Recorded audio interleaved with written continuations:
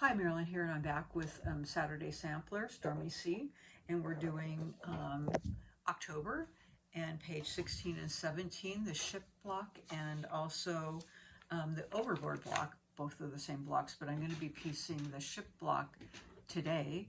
And so the first thing that we're doing, again, page 16, we're going to be making flying geese. Yippee!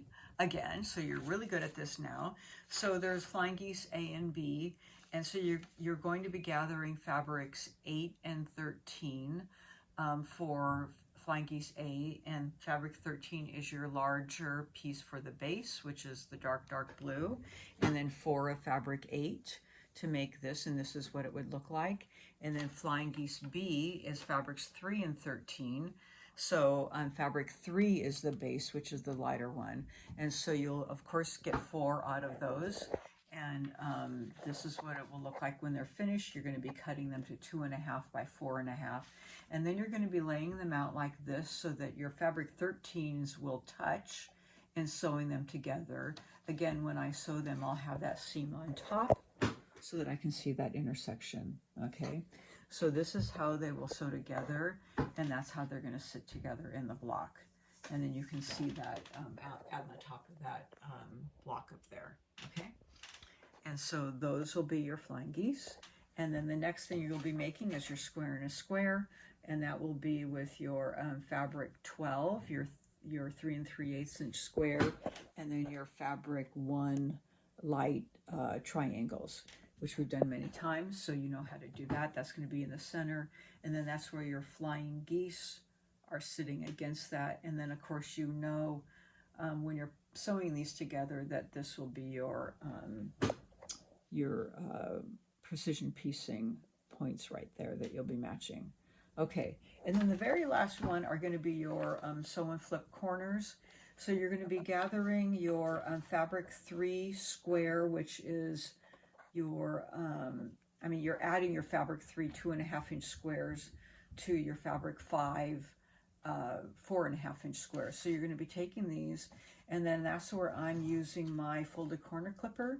So I'm putting, when I have my plain square, so I have this one to start, laying it down, and you're going to be adding these to 3 of the corners, not all 4, just 3. So just to start, I would be putting one of these here, laying this down at my 2.5 inch. Now, some of you get confused at which way you put your folded corner clipper just to start. So I always just initially start, I do a little cheat line or a fold. So this is the way it's going to be folded over when you finish. So you can just fold it to remind yourself, or you can draw a line with a pencil just to remind yourself that that's where the fold is. And then I would put my folded corner clipper down at the 2.5 inch line it up on the raw edges here, the 2.5 inch, and that's on the edge. And then just cut it. And it's a Creative Goods ruler, so it doesn't move at all. And then I cut that off, okay? And then I either stick a pin here, or I like my sew line glue stick, and I just stick a little bit of glue right there and right there. That's actually what I do, and it holds it in place, okay? So I actually have one right here. Hopefully this has glue in it. Nope, it doesn't have glue in it. Well, I'm in the middle of using one, so I'll just stick a pin in it right now just for purposes of filming. But you can stick a pin there, but I would glue that, and then I would turn it around, and then I would just get this one ready to sew. And again, cut this right here, match that up, and cut it. And then I would glue both ends. And when you're talking about gluing, I just glue it within that 1/4 inch so that you're not getting, out into the fabric, so it's within that seam line. But again, I'll just pin it now for filming purposes. And I will do all 4 of them before I get ready to sew, and then run one side through my machine, flip it, and then do the other side. And then I press those open. And then once you have those done, like this, like so, press them to the added triangle, and make sure when you're pressing it looks nice and square.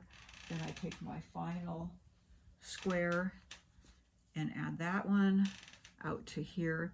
So you need to have those two done before you add your last one, because when you do that, you'll be cutting into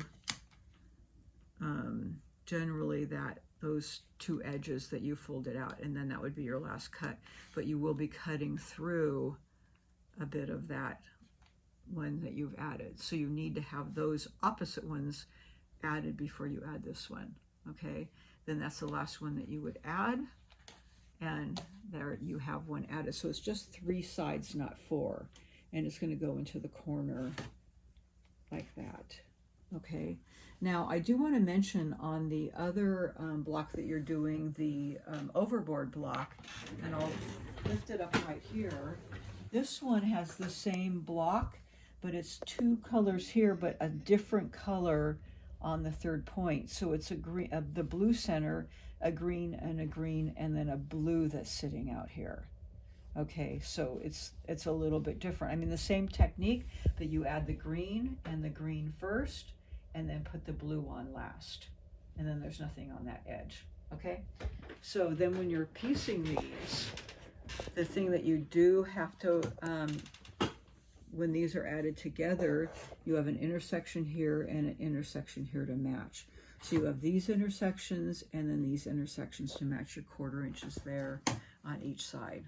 Okay, so you have a little bit of intersection matching to do on this block, and it's the same for the other block.